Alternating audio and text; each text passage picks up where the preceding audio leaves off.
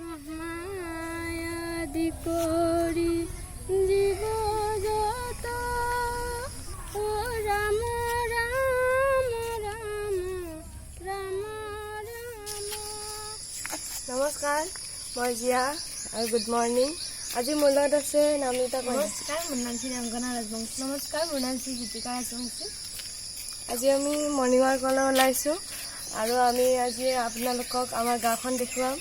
আহক আমাৰ শিঙাপাৰা গাঁওখন চাওঁ।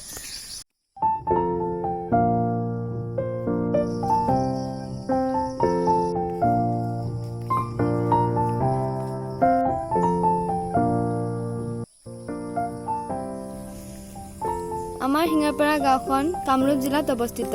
বাইহাটা চাৰিআলিৰ পৰা বেলেগ বেলেগ ৰাস্তাৰে 9ৰ পৰা 12 কিলোমিটাৰ ভিতৰত।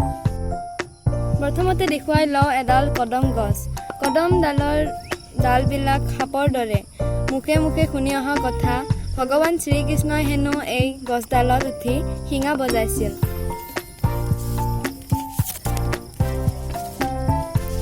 সেইবাবে হেনো এই গাঁওখনৰ নাম শিঙাপাৰা হ'ল।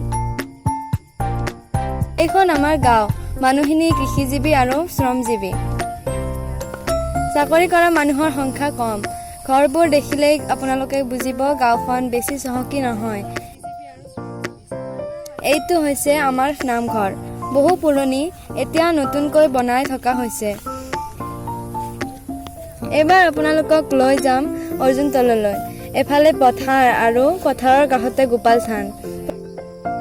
প্ৰতি বছৰে 31 বহাগৰ পৰা ইয়াত দৌল আৰু সাংস্কৃতিক অনুষ্ঠান হয়।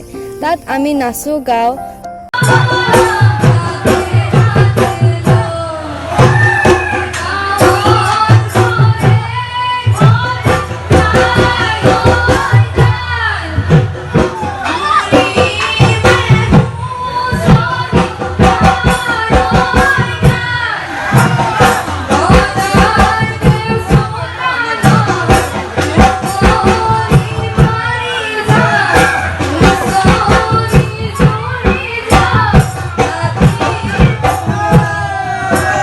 বহুত ভাল লাগে সেইকেইদিন।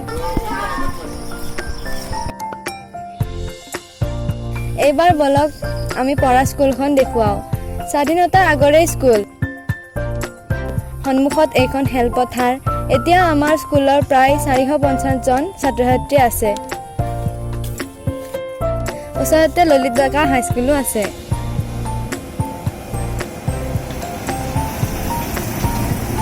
স্কুলৰ কাষতে এইটো আমাৰ চক। ইয়াৰ পৰা আমি সকলো বজাৰ কৰোঁ।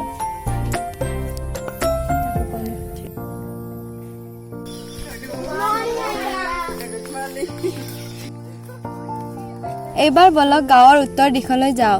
এয়া আমাৰ স্বাস্থ্য কেন্দ্ৰ। আমি ইয়াত বেজী লৈয়ে ডাঙৰ দীঘল হোৱা। কাষতে এইটো পঞ্চায়তৰ কাৰ্যালয়।